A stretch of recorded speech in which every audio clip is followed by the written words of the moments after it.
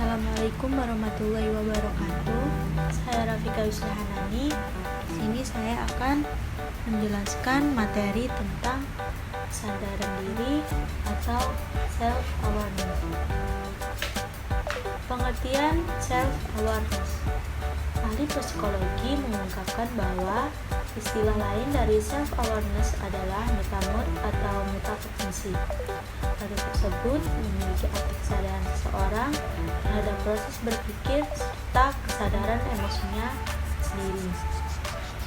Adanya proses metakognisi mampu membuat seseorang bisa mengontrol semua aktivitas kognitifnya, sehingga hal itu bisa mengarahkan individu tersebut untuk memilih situasi dan juga strategi yang tepat bagi dirinya sendiri di masa depan. Seseorang yang memiliki self-awareness yang baik dapat memahami situasi sosial, memahami orang lain, serta memahami harapan orang lain terhadap dirinya. Jadi, kita akan lebih mudah untuk bisa merefleksikan diri, menggali pengalaman, mengamati, dan juga mengendalikan emosi. Kesadaran diri adalah salah satu fondasi untuk sebagian besar unsur kesadaran emosional. Ini adalah langkah penting untuk memahami diri sendiri serta perubahan diri. Self-awareness merupakan salah satu ciri yang cukup unik dan mendasar pada diri manusia, di mana hal itulah yang nantinya akan membedakan individu satu dan individu lainnya.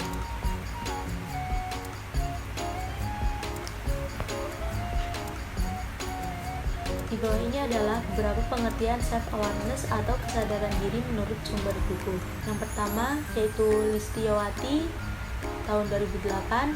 Self-awareness merupakan sebuah kondisi atau keadaan di mana seorang bisa memahami dirinya sendiri dengan sebaik-baiknya, yaitu kesadaran terhadap pikiran, evaluasi diri, dan perasaan.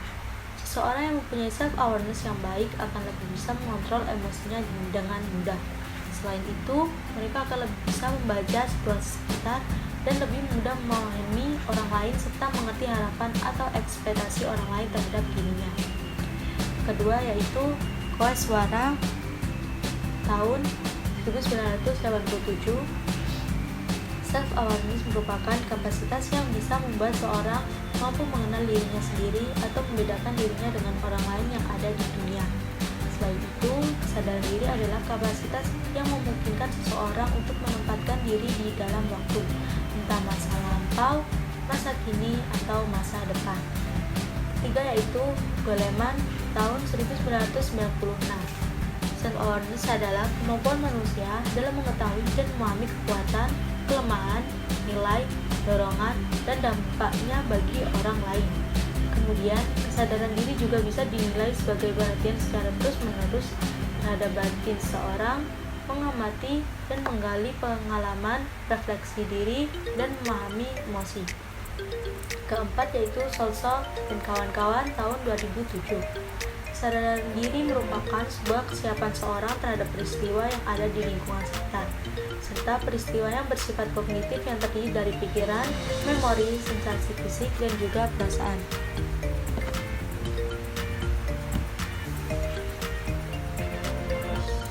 Jenis-jenis self-awareness. Yang pertama yaitu self-awareness internal. Ini adalah jenis self-awareness yang berarti kesadaran diri yang fokus pada bagaimana cara kamu melihat diri sendiri, apa yang menjadi passion kamu, apa saja nilai yang kamu anut, dan bagaimana cara kamu berperan di dalam lingkungan sekitarmu. Dengan memiliki kesadaran internal semacam itu, kamu akan mendapatkan hidup yang lebih bahagia. Kepuasan terhadap hal-hal yang kamu lakukan juga lebih mudah tercapai. Selain itu, dengan memiliki self-awareness internal yang tinggi, akan membuat stres dan gelisah yang kamu rasakan lebih terkontrol. Kedua yaitu self-awareness eksternal. Jadi kesadaran diri yang satu ini adalah kebalikan dari self-awareness internal, di mana ketika kamu memiliki kesadaran diri di sini, maka kamu akan lebih bisa memahami bagaimana orang lain memandangmu. Kesadaran diri ini memiliki hubungan dengan sikap empati. Jika kamu memiliki self-awareness eksternal dengan baik, kamu akan lebih bisa memahami orang lain. Aspek-aspek self-awareness.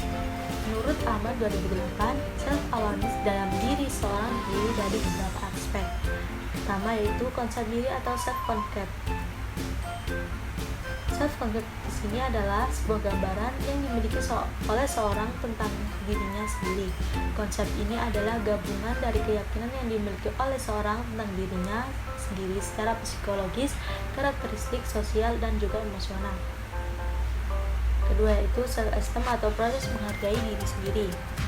Self-esteem adalah sebuah dasar yang digunakan untuk membangun hubungan antar manusia yang bersifat positif. Selain itu, proses menghargai diri sendiri juga didukung oleh kreativitas, proses belajar, dan rasa tanggung jawab terhadap diri sendiri. Harga diri adalah sebuah semen yang melekatkan kepribadian seseorang menjadi satu struktur yang utuh, positif, dan efektif. Di setiap tahapan atau proses hidup seorang, harga diri adalah salah satu faktor penentu yang bisa menentukan tingkat kemampuan seorang, serta bisa membantunya dalam mengelola kemampuan tersebut. Yang ketiga adalah replace purpose atau identitas individu yang berbeda-beda. Terjadi ketika seorang melakukan suatu aktivitas, hubungan sosial, atau suatu kepentingan. Jika seorang terlibat dalam suatu hubungan yang bersifat interpersonal, maka mereka akan mempunyai dua konsep diri. Pertama adalah persepsi tentang diri sendiri dan persepsi terhadap orang lain. Kedua adalah identitas berbeda yang bisa dilihat dari cara seorang memandang atau menilai diri sendiri. Itu ketika bagian dari konsep diri ini memperlihatkan siapa sebenarnya individu tersebut dan sisi yang lain memperlihatkan idealisasi diri. Identitas tersebut juga bisa disebut sebagai kesadaran diri secara pribadi dan publik. Indikator self-awareness. 1. Mengenali atau memahami perasaan serta perilaku diri sendiri. Yang kedua, mengenali kelebihan dan juga kekurangan diri sendiri. Yang ketiga, memiliki sikap mandiri. Yang keempat, bisa membuat keputusan yang tepat. Kelima, mampu mengungkapkan pikiran dengan baik. Yang keenam, bisa mengevaluasi diri. Kerangka pembentuk self-awareness. Yang satu, attention atau perhatian. Perhatian merupakan sebuah proses pemusatan sumber daya mental menuju ke hal-hal yang bersifat eksternal atau internal. Kita sendiri bisa mengarahkan perhatian kita ke kejadian-kejadian internal ataupun eksternal. Oleh karena itu, kesadaran diri kita bisa diarahkan ke hal-hal internal atau eksternal. Kedua yaitu kesiagaan. Ini adalah kontinum dari waktu tidur sampai bangun atau terjaga. Kesadaran merupakan suatu kondisi siaga yang mempunyai komponen arousal. Dalam aspek ini, kesadaran merupakan suatu keadaan mental yang dimiliki seorang sepanjang kehidupan mereka. Kesadaran tersebut terdiri dari berbagai level serta akses yang berbeda juga. Kita sendiri dapat mengubah suatu kondisi kesadaran diri kita menggunakan berbagai cara. Yang ketiga yaitu arsitektur. Ini adalah sebuah lokasi fisik dari struktur fisiologi serta proses-proses dengan struktur itu yang bisa menyokong kesadaran kita.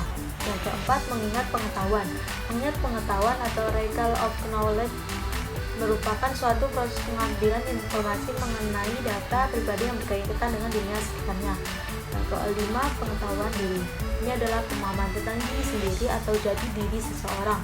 Kamu perlu memahami tentang pengetahuan fundamental, yaitu bahwa kamu adalah kamu, bukan orang lain. Tahap pembentukan self-awareness. Yang pertama, tahap ketidaktahuan.